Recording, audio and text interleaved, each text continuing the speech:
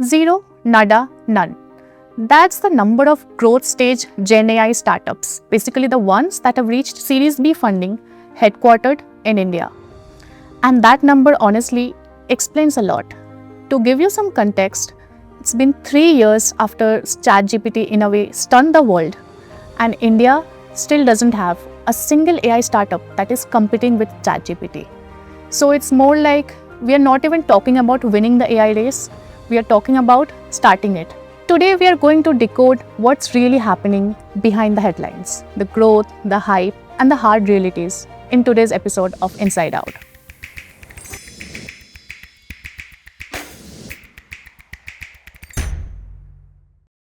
Today, India has thousands of startups. Basically, we are the third largest startup ecosystem of the world, something to be proud about.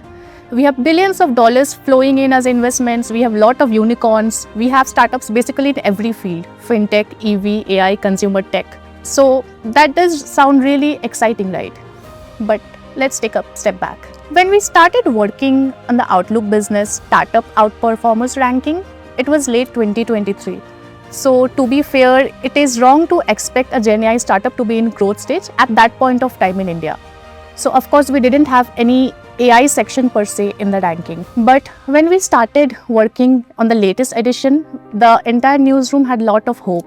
Ultimately, we were talking about AI and growth stage in a country which is the third largest ecosystem as mentioned. But what was surprising was we didn't have AI as a whole in our ranking because like we said, there is no growth stage startup.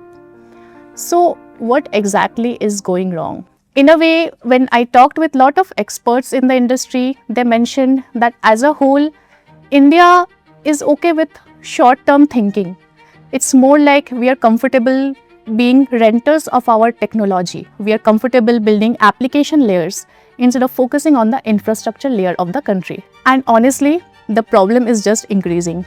When we looked at the patent ecosystem of the country, the numbers were scary. Of the 30 top outperformers in the startup ranking ecosystem, only 9 had patents. And honestly, this number is same when we look at the wider ecosystem as well. In August last year, when we looked at the patent ecosystem of India, out of the 117 unicorns of India, 101 did not have any patents. And interestingly, nearly 2/3 of this were concentrated in 2 EV companies, Ather Energy and Ola Electric. It's not that the government is totally unaware of the problem. Time and again, leaders have talked about it. For example, in April last year, Union Minister Piyush Goyal, I'll say in a way ruffled feathers by his stinging remarks where he mentioned that Indian startup ecosystem is focused a lot more on 10-minute delivery apps and ice cream startups rather than DeepTech. Although recently he mentioned that his evaluation of the startup ecosystem might not have been totally accurate, but honestly, numbers do support what he was saying that day. As of August 2025, India had around 5,700 deep tech startups. And the number is crazy in the USA, where they have more than 26,000 deep tech startups, while China has more than 6,400 deep tech startups. More importantly, another interesting number that we also found was 43 and 45% of the deep tech startups in USA and China were founded before 2015.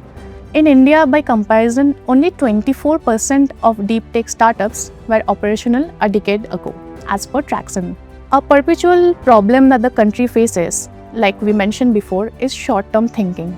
India doesn't spend a lot on R&D. India Inc., that is a corporate space, spends less than 1% of its annual revenue on R&D. Even though its profit is increasing day by day. So in a way, it's no wonder that deep tech ecosystem in the country is struggling. A lot of founders we spoke to mentioned that VCs in India are designed for quick exits, predictable revenue, and of course, new age consumer brands, fintech, SaaS, quick commerce platforms fit this playbook. You will get revenue quickly. Once you go to the market, you will get a quick exit as compared to deep tech, where it takes a lot of time to do R&D. It takes 7 to 10 years just to get the results. So that patience is something that is missing in the ecosystem. So now that we have already talked about the problem, what is the way forward?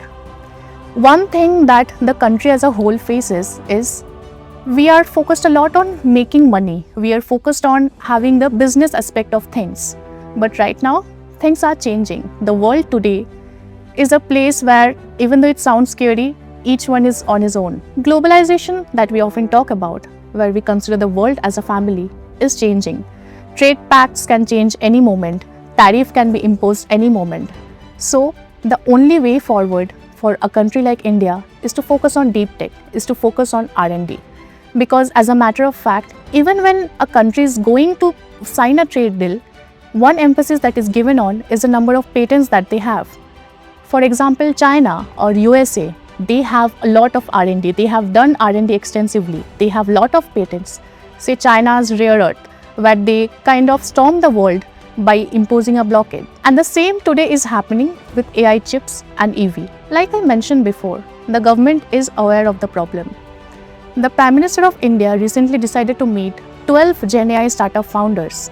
It was more of an informal meeting where they talked about the world of AI, where India should stand in the AI race. But one important thing that he mentioned was the country should focus on not building AI toys. The country needs to step up. Thank you for watching Inside Out. If you like this analysis, do not forget to hit like and subscribe. Meanwhile, for an in-depth analysis, check out Outlook Business magazine's February issue.